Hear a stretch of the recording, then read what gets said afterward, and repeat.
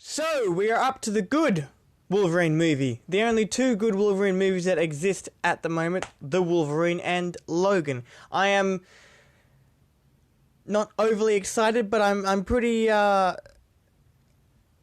excited to talk about this movie because I do love it. It's not quite as good as Logan. Logan is a tough movie to beat. But the thing I just find so interesting about the Wolverine trilogy, which you can say exists now, is that the trilogy really does get better as it goes on. Like the first one, shit. Everyone hates it. Second one, a lot better than Origins Wolverine, but not a perfect movie. It's not a very, very good movie. It's nothing like Logan. But then when you do get to Logan, it's like the Dark Knight quality, in my opinion. The quality of that movie rivals the Dark Knight. And a lot of people have said that it's like the Dark Knight of Marvel, I guess, which is a pretty big compliment, seeing as it's a Marvel movie that wasn't made by Marvel. So, I mean, yeah, anyway. Basically, the story is that Logan has basically, quit being Wolverine. He stopped being Wolverine because of the events of The Last Stand, a shit movie, but still has a high impact on future X-Men movies and Wolverine movies, as this one does. Anyway, he stopped being the Wolverine for a while, and goes into hiding, lives in a cave, and then he gets picked up by this Japanese girl and taken over to Japan to say goodbye to an old friend of his. And then he gets thrown into the middle of a family feud between this young lady, Mariko, and her father and fiancé. Yeah, the whole plot of this movie basically revolves around a really fucked up family, if you ask me. That's what, like, half of the bad guys chasing after Mariko are her father and her fiancé who want to kill her so that her father can take over the company. But as the movie progresses, we see that her grandfather is also a big shithead and doesn't want to kill her, but wants to preserve his legacy and kill Logan instead. I'm just going to say this once. This whole movie is a lot better. All you got to do is watch it, and it's self-explanatory of how much better this is than the last one. But this movie really is, it's a lot easier to follow the story and invest yourself into the story and the characters and their own stories. It's a lot better to just go along with the flow of this movie than the last one, because the last one was so damn messy and stupid as shit.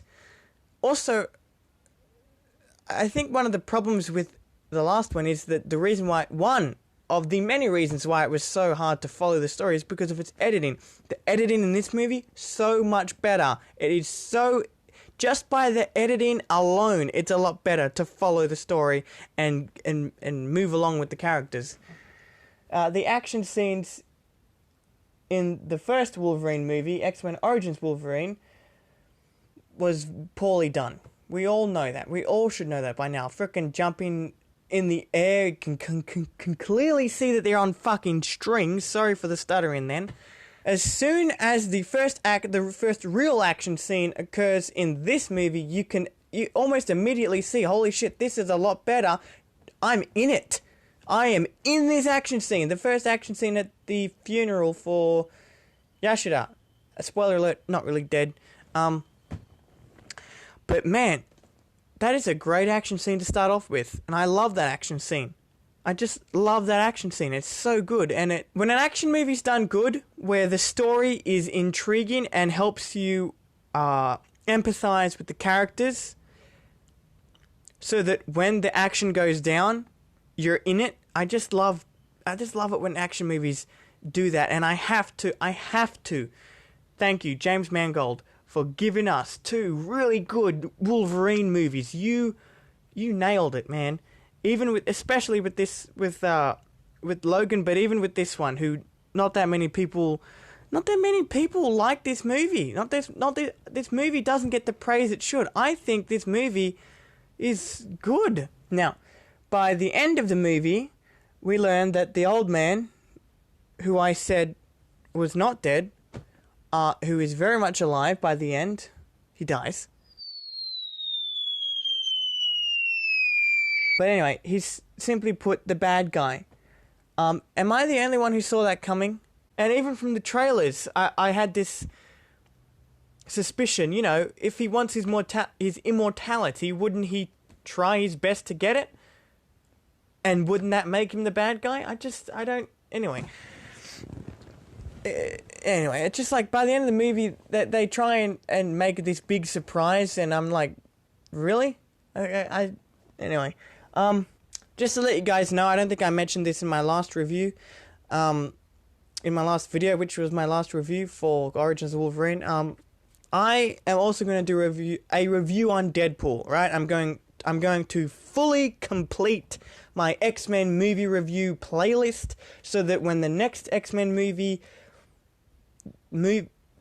X-Men universe movie comes out, either Deadpool, Wolverine, or any other X-Men characters come out, I'm going to review it. It's going to go on the playlist. So this is really what I'm doing. I'm catching up on the movies that I haven't reviewed yet, and what I'm doing is putting them in playlists that already have existed from previous lead-up reviews. So that's what I'm doing.